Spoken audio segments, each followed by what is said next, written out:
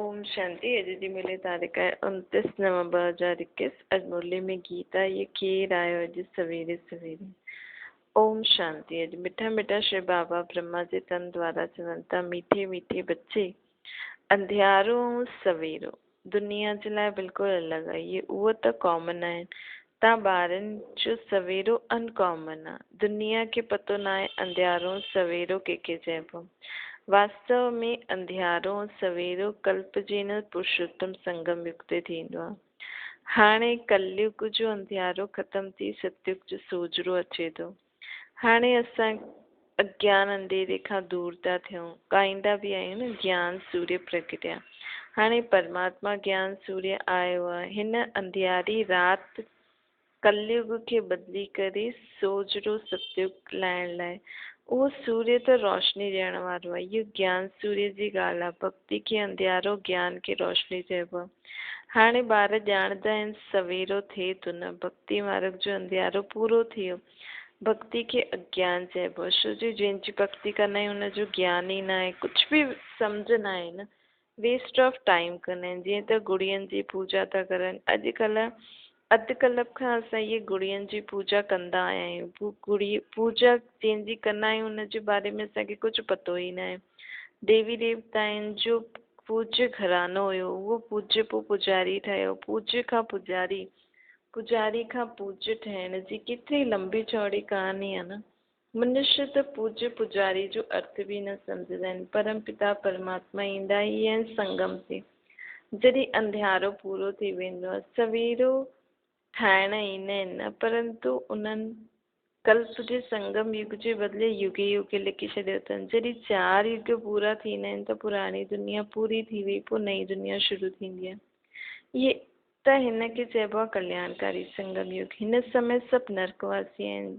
जॾहिं कोई मरदो आहे त चईंदा आहिनि फलानो स्वर्गवासी थियो, स्वर्ग में पधारियो, मतिलबु नर्क में हुयो न। ये कोई सम्झंदा न आहिनि कि असां नर्क में आहियूं। रावण सभिनि जी बुद्धि खे हिकदमि तालो लॻाए छॾियो अथई। सभिनि जी बुद्धि हिकदमि मारी वई आहे न। बाप सम्झाईंदा आहिनि भारतवासियुनि जी बुद्धि सभिनि खां विशाल हुई, पोइ हाणे बिल्कुलु ई पत्थर बुद्धि थी विया आहिनि। तॾहिं ई त दुख था पाइनि। ड्रामा प्लान अनुसार बेसमझ बि ठहिणो आहे। बेसमझ ठाहींदी आहे माया, अर्थात विकार। पूज्य खे समझदार, पुजारी खे बेसमझ चईंदा आहिनि। चईंदा बि आहियूं असां नीच पापी आहियूं, परंतु समझदार कॾहिं हुआसीं इहो पतो न आहे। रावण रूपी माया बिल्कुलु ई पत्थर बुद्धि ठाहे छॾियो अथई। हाणे तव्हांखे सम्झ आई कि असां ई पूज्य हुआसीं, पोइ पुजारी ठहियासीं। हाणे तव्हां ॿारनि खे ख़ुशी थींदी आहे न। ॾाढनि ॾींहंनि खां असां चिल्लायूं पिया कि असांखे शांती मिले अथवा जनम मरण सां मुक्ति मिले, लेकिन हिन माया जी ज़ंजीरनि सां मुक्ति थी वञे हिन जो ज्ञान कंहिंजी बि बुद्धि में न हुयो कि कीअं थिए। तव्हां ॼाणंदा आहियो सीढ़ी उतरंदा आया आहियूं। सतयुग में त पोइ धीरे धीरे सीढ़ी उतरंदा आहियूं, टाइम लॻंदो आहे। सुख जी सीढ़ी उतरण में टाइम लॻंदो आहे, दुख जी सीढ़ियूं जल्दी जल्दी उतरंदा आहियूं। सतयुग में 21 जन्म, द्वापर कलयुग में सतयुग त्रेता 21 जन्म, द्वापर कलयुग में 63 जन्म। आयु कम थी वई न। हाणे तव्हां ॼाणंदा आहियो असांजी चढ़ती कला चपटी में थिए थी। ॻाईंदा बि आहियूं न, जनक खे सेकेंड में जीवन मुक्ति मिली, परंतु जीवन मुक्ति जो अर्थ न सम्झंदा आहिनि। हिकु जनक खे जीवन मुक्ति मिली या पूरी दुनिया खे।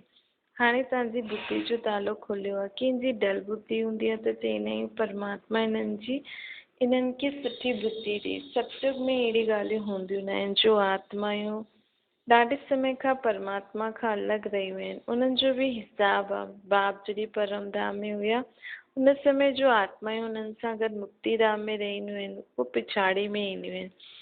उहो ॾाढो समय खां साथ बाबा सां रहंदियूं आहिनि। असां थोरो समय रहिया आहियूं, ॾाढो समय विछड़िया आहियूं न। इन करे असांजे लाइ इहे गायन आहे।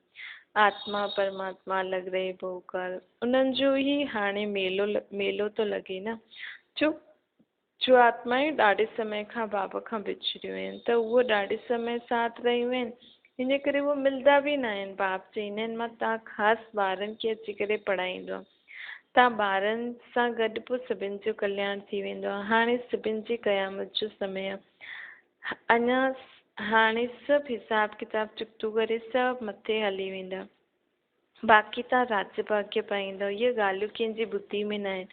ॻाईंदा बि आहियूं गॉड फादर लिबरेटर गाइड, दुख खां लिबरेट करे शांतीधाम में वठी हलंदा आहिनि, गाइड ठाहींदा आहिनि। सुखधाम जे लाइ गाइड न ठाहींदा आहिनि, सिर्फ़ु बाबा असांखे मथे वठी वञण लाइ गाइड ठाहींदा आहिनि। सुखधाम में त असां आप ई पंहिंजे समय ते अची वेंदासीं। आत्माउनि खे शांतीधाम में वठी वञण लाइ बाबा हिन सृष्टि ते ईंदो आहे। उहो निराकारी दुनिया आहे जिते असां सभु आत्माऊं निराकार रूप में रहंदियूं आहिनि, परंतु हुते कोई वञी न सघंदो आहे छो जो अञा सभु आत्माऊं पतित आहिनि न। हिन करे पतित पावन बाप खे सत्ता करो। ख़ासि भारतवासी जॾहिं उल्टा थी वेंदा आहिनि तॾहिं बेहद जे बाप खे कुते बिल्ली पथर टिकर में ठोके छॾींदा आहिनि। वंडर आहे न, पाण सां बि मूंखे हेठि खणी ईंदा आहिनि, अर्थात ख़ुदि खे त वरी बि पत्थर जी मूर्तियुनि में पूजनि था देवी देवताउनि जे रूप में, मूंखे त टिकर पितर में ठोके छॾियो अथनि। इहो बि ड्रामो ठहियलु आहे न, जे इन में कंहिंजो दोष न आहे, सभु ड्रामा जे वश आहिनि, ईश्वर जे वश न आहे।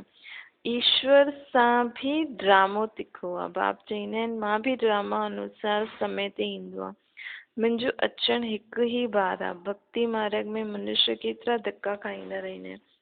तव्हांखे बाप मिलियो आहे, बाप खां चपटी में तव्हां वरसो वठो था न, वरसो मिली वियो, पोइ धक्का खाइण जी दरकार न आहे। भॻवानु ख़ुदि चईंदो आहे मां अची करे वेद शास्त्रनि जो सार तव्हांखे सम्झायां थो। पहिरियों सचखंड हुयो, हाणे झूठखंड आहे। कीअं ठहियो इहो कंहिंखे पतो न आहे, हाणे बाप अची करे ॿुधायो अथई। गीता कीअं ॿुधाई इहे बि भारतवासी न ॼाणदा आहिनि।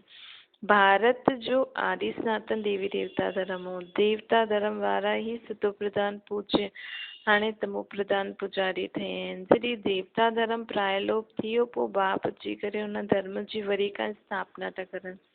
चित्र बि आहिनि, शास्त्र बि आहिनि। भारतवासियुनि जो हिकु ई शास्त्र शिरोमणी गीता।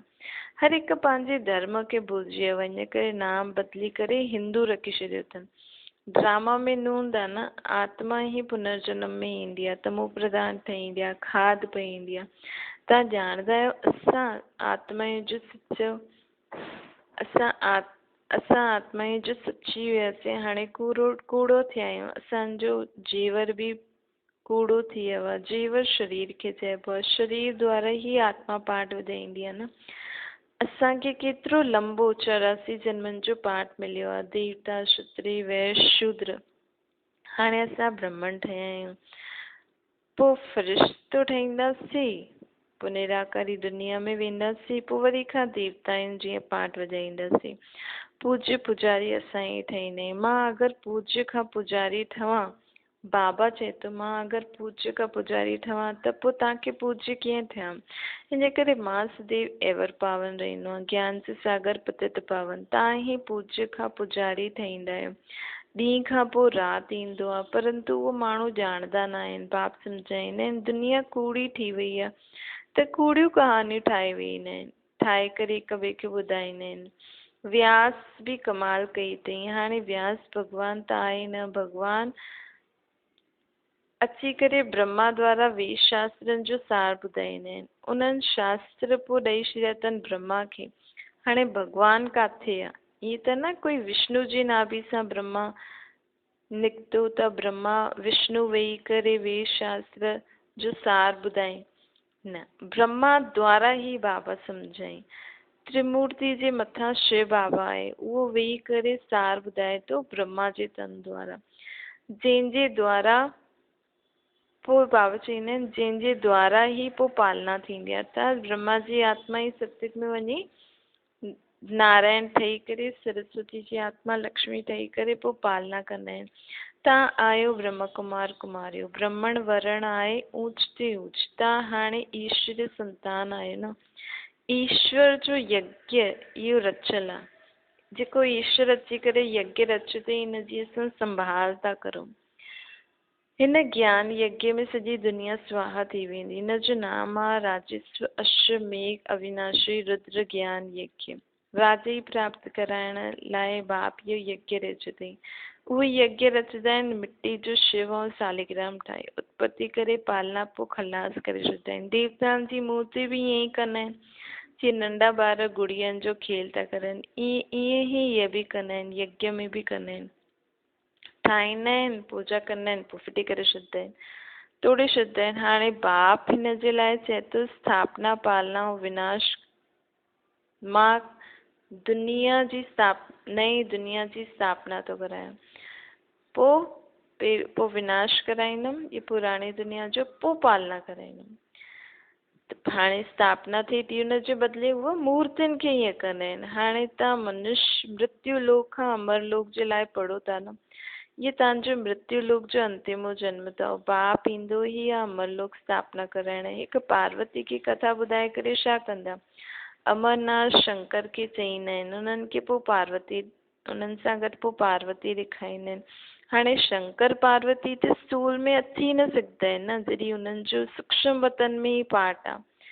हाणे तव्हांखे सम्झायो, जगदम्बा जगत पिता ई लक्ष्मी नारायण ठहींदा। लक्ष्मी नारायण पोइ 84 जन्म खां पोइ जगदम्बा जगत पिता ठहींदा। वास्तव में जगदम्बा आहे पुरुषारती, पोइ लक्ष्मी उन पावन, लक्ष्मी आहे पावन, उनजी प्रालब्ध महिमा जास्ती कंहिंजी आहे, जगदम्बा जी। केतिरा मेला लॻंदा आहिनि न, काली कलकत्ते वाली बि मशहूरु आहे। काली माता वटि भला काली माता वटि पोइ कारो पिता बि त हुजिणो खपे न, उहो छो न ॾेखारीनि। वास्तव में जगदम्बा आदि देवी ज्ञान चिता ते वेही कारे खां गोरी ठहे थी। पहिरियों ज्ञान ज्ञानेश्वरी, पोइ राज राजेश्वरी ठहींदी। हिते तव्हां आया आहियो ईश्वर खां ज्ञान वठी करे राज राजेश्वरी ठहो था न। लक्ष्मी नारायण खे राज्य कीअं ॾिनो, ईश्वर ॾिनो ई न। अमरनाथ सत्यनारायण जी कथा बाप ई ॿुधाईंदा आहिनि सेकेंड में, जंहिंसां नरसा श्री नारायण ठहींदा आहिनि। हाणे तव्हां ॿारनि जा कपाट खुली विया न, काम आहे शत्रु आहे, चईंदा आहिनि गृहस्थ व्यवहार में रही करे पवित्र रहणु असंभव आहे। सम्झायो आहे बाप स्वर्ग जो रचयिता आहे, त ज़रूरु उहो पंहिंजे ॿारनि खे स्वर्ग जी बादशाही ॾींदो न। स्वर्ग जी बादशाही पाइण लाइ इहो हिकु जन्म पवित्र रहणो ई आहे, किथे बि रहो, लेकिन ये हिकु जन्म पवित्र रहणो ई आहे। ये त सुस्तो सुधो आहे न, पवित्र रहण त ॾाढो सुठो आहे। बाबा चवनि था वास्तव व्यापारी जेका माण्हू हूंदा उहे हिन ॻाल्हि खे जल्दी उठाईंदा, छो जो व्यापारी लोग दान पुण्य बि कंदा आहिनि न, धर्माऊ बि कढंदा आहिनि। बाप सम्झाईंदा आहिनि ये सौदो कोई वीरलो ई करे, केतिरो सस्तो सौदो आहे न, हिकु जन्म शुद्ध पवित्र रही करे, उहो बि सुठी ॻाल्हि। हुनजे बदिले असांखे पूरी विश्व जी बादशाही थी मिले। पोइ बि कई आहिनि जो सौदो करे करे पोइ फारकती ॾेई छॾींदा आहिनि। इहे नॉलेज बाप जे सवाइ कोई सम्झाए न सघंदो आहे। ज्ञान सागर हिकु ई आहे, उहो सम्झाईंदो आहे। जो पावन पूज्य हुया पोइ 84 जन्म खां पोइ पुजारी थिया आहिनि। इन्हनि जे तन में मां प्रवेश कयो आहे, प्रजापिता हिते ई हूंदो न। हाणे तव्हां पुरुषारथ करे फ़रिश्तो था ठहो। हाणे भक्ति मार्ग जी राति खां पोइ ज्ञान अर्थात ॾींहुं शुरू थो थिए। तिथि तारीख़ त आहे न, शिव बाबा कॾहिं आया कंहिंखे बि पतो न आहे, कहिड़ी सेकेंड शिव बाबा आया पतो ई न लॻंदो आहे न। कृष्ण जन्म जयंती धूमधाम सां मल्हाईंदा आहिनि। शिव जयंती जो पूरो मालूम न आहे त धूमधाम सां न मल्हाईंदा आहिनि, लेकिन हाणे त मालूम पइजी वियो न। हाणे शिव बाबा जी जयंती बि इन सम्झ सां असांखे धूमधाम सां मल्हाइणी खपे। छा ओम शांति वरदान आहे। बालक सो मालिकपन जी स्मृति सां सर्व खज़ाननि जे अधिकारी प्राप्ति संपन्न ठहो। असां बाप जे सर्व खज़ाननि जा मालिक सो बालक आहियूं, नेचुरल योगी, नेचुरल स्वराज जे अधिकारी। हिन स्मृति सां सर्व प्राप्ति संपन्न ठहो। ये ई गीत सदा ॻाईंदा रहियो। पाइणो हुयो सो पाए छॾियो, खोयो पायो ये खेल न कयो। पायूं था इहे अधिकारी जा बोल न आहिनि। जो संपन्न बाप जा बालक आहिनि, सागर जा ॿार आहिनि, उहो नौकर जे समान महिनत न कंदा आहिनि। स्लोगन आहे योग बल द्वारा कर्म भोग ते विजय प्राप्त करणु, इहो ई श्रेष्ठ पुरुषार्थ आहे। मातेश्वरी जी जा अनमोल महावाक्य। राज ऋषि सतयुगी हूंदा आहिनि। माण्हू इहे त चईंदा आहिनि द्वापर में राज ऋषि हुया, जे वेही करे वेद शास्त्र रचा, छो जो उहे त्रिकालदर्शी हुया। हाणे वास्तव में राज ऋषि असां सतयुग में ई हूंदासीं। सतयुग जी आत्माउनि खे देवी देवताउनि खे ही राज ऋषि चईंदासीं। छो जो वो विकारनि ते पूरा जीतल आहिनि, अर्थात कमल जे फूल जे समान जीवन मुक्त अवस्था में रहंदा आहिनि, पंहिंजी राजाई हलाईंदा आहिनि। बाक़ी जो द्वापर में परमात्मा खे प्राप्त करण लाइ तप कंदा आहिनि, उहे ऋषि आहिनि जे वेद शास्त्र रचिया। सतयुग में त वेद शास्त्रनि जी दरकार न आहे न।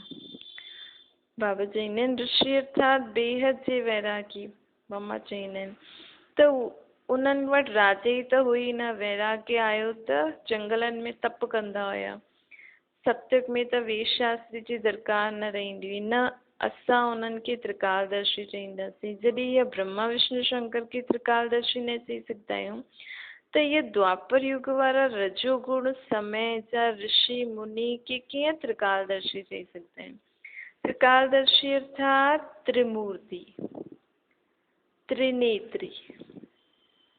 सिर्फ़ हिकु परमात्मा शिव खे ही चई सघंदा आहिनि, जो स्वयं हिन कल्प जे अंत में आया आहिनि। सॼी रचना जो अंत असांखे ॿुधायो अथनि। उहो सतयुग में प्रालब्ध भोग था, जेका बि हाणे ॿुधनि था।